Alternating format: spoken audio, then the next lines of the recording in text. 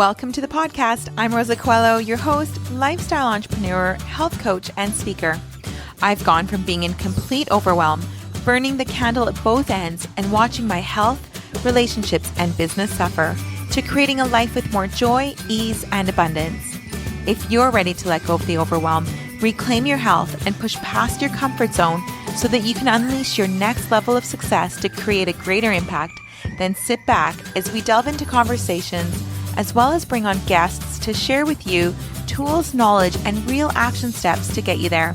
Listen in, because you never know when you may hear something that changes everything. Hello, beautiful friend. Okay, so the holidays, well, at least Christmas is over, and you're getting 2 podcasts this week because this is that no man's time where nothing much happens. I wanted to share with you how I lost 4.5 pounds over, I would say, the last few days, despite the drinking, the eating of sugars and probably seed oils and fried foods and things that I don't normally have. And how did I still lose weight? Okay. This is not clickbait. It is actually true. I stepped on the scale and I was down 4.5 pounds. But it is a little bit clickbaity in the sense that there was no detox. There was no craziness. I don't really have a secret, but I am going to share with you what I did. The point was not weight loss. However, it did happen. So that part is true. That's what I want to talk about. Okay.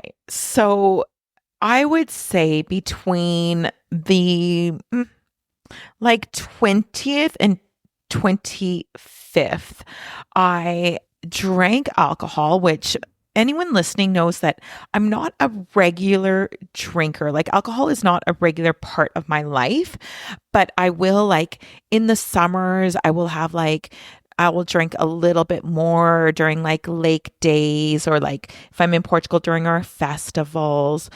Definitely during Christmas I do. And there's these special occasions that come up where I will have alcohol. So I'm not I never drink person, but alcohol doesn't have an every day and every week or even an every month appearance in my life, because it doesn't serve me well. It's really, I would say, impossible to be very healthy and be a regular drinker, especially as a woman.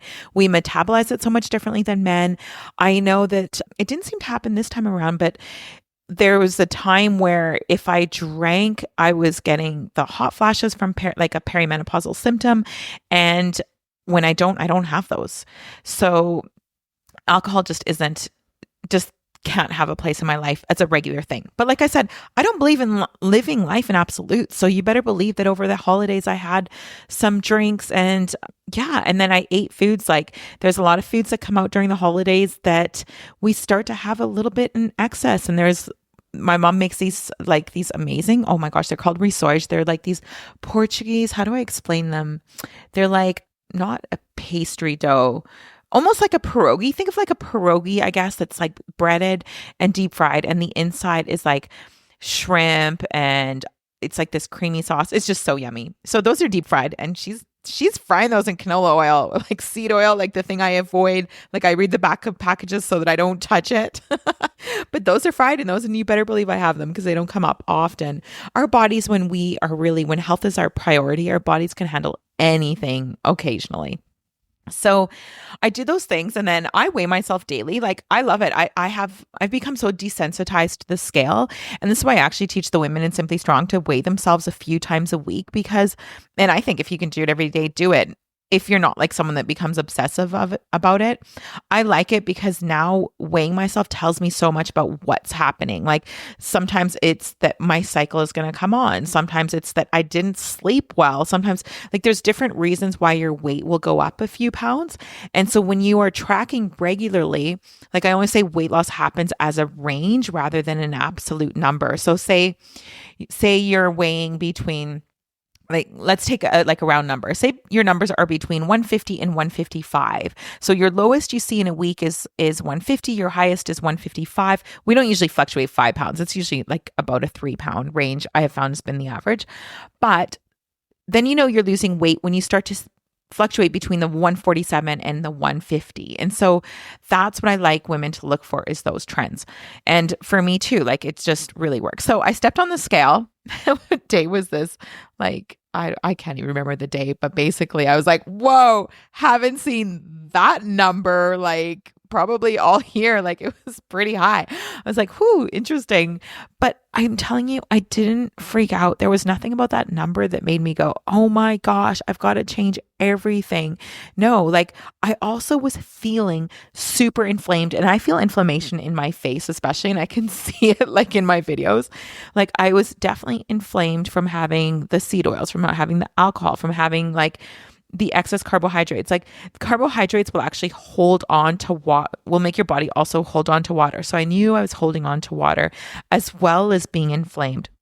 So some of the things that I did, and I didn't do them to lose weight. I did these things to start to feel great again, because when you're eating that way, you just feel like blah, like you just do the next day. It's wonderful in the moment, but you don't feel great. Like your energy goes, and yeah, so you just feel lethargic and all the things. So I wanted to feel good again. So what did I do?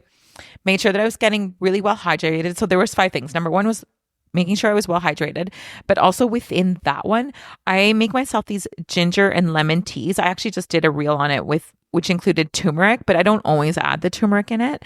I'll sometimes just do the lemon and ginger. So that's what I had on hand at the time.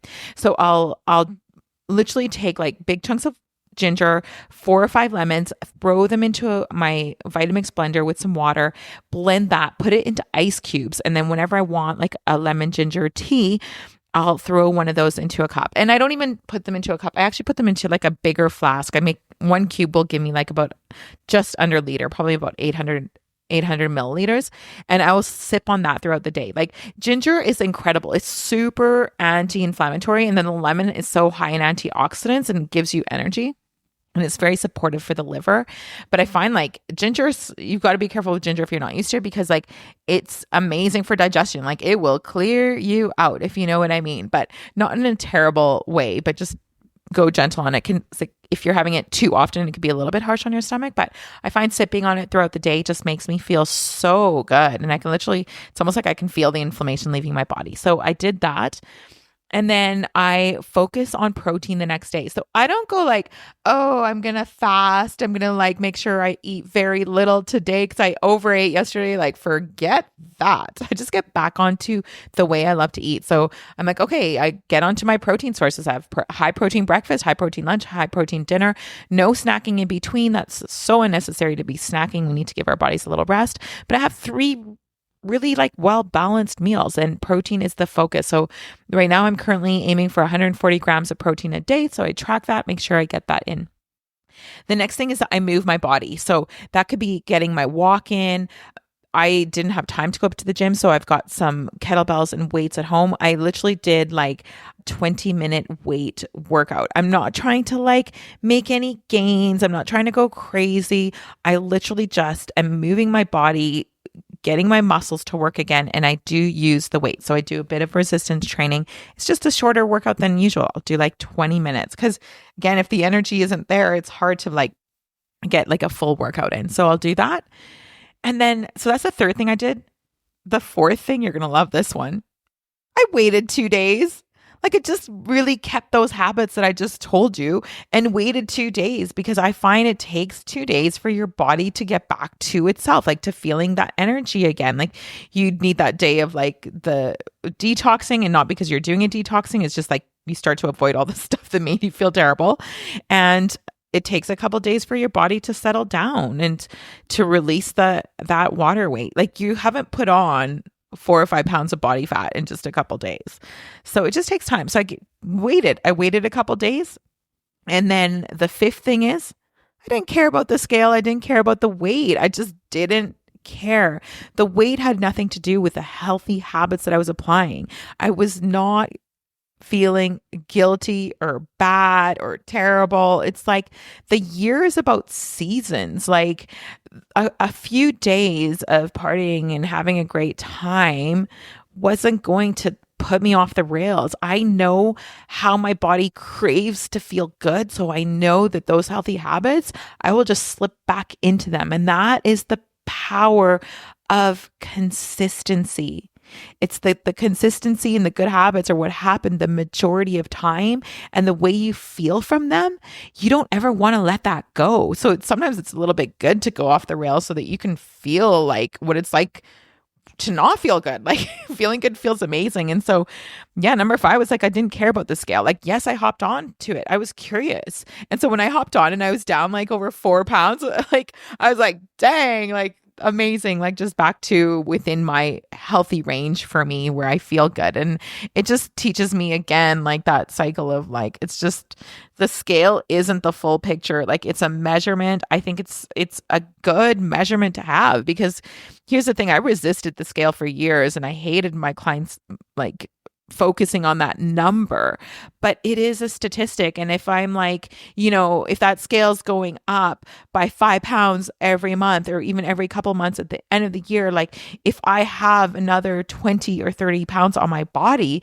is that going to feel good? Like, no. And so I like the scale keeps me accountable. I'm just not like a slave to it, in that it also doesn't make me feel horrible about myself. I become curious and ask myself like good questions as to why it might be fluctuating. And so, like I said, it can fluctuate for a number of reasons. So find out what the fluctuation is for you and stop stepping on it and going, oh my gosh, I put on 2 pounds. Like, no, you don't put on that much body fat overnight. So work with that range. So anyway, I wanted to share that with you. I know it sounded a little bit clickbaity, which I don't tend to do, but there was a real truth to it as well. Okay, so listen in. If you are ready for the new year and you're like, okay, Rosa, this is the year that I want to build those healthy habits, then connect with me on Instagram or email me at info@roccofit.com and reach out about Simply Strong, my 6-week program that I have been running for the last couple years. And it's just so dang good. Okay, beautiful friend, have a great one. Thank you so much for listening in today. I know time is precious and I'm grateful you shared yours with me. It would mean the world to me if you felt an impact, a moment of inspiration, or learned something new, if you would share it with those you care about and leave me a review on iTunes. I'd love to know what spoke to you or what you'd like to hear more of. Your sharing and leaving a review would help so much on this journey to making an impact on as many people as possible. It's worth it. I know from experience, there are moments when something we hear has the possibility of changing everything.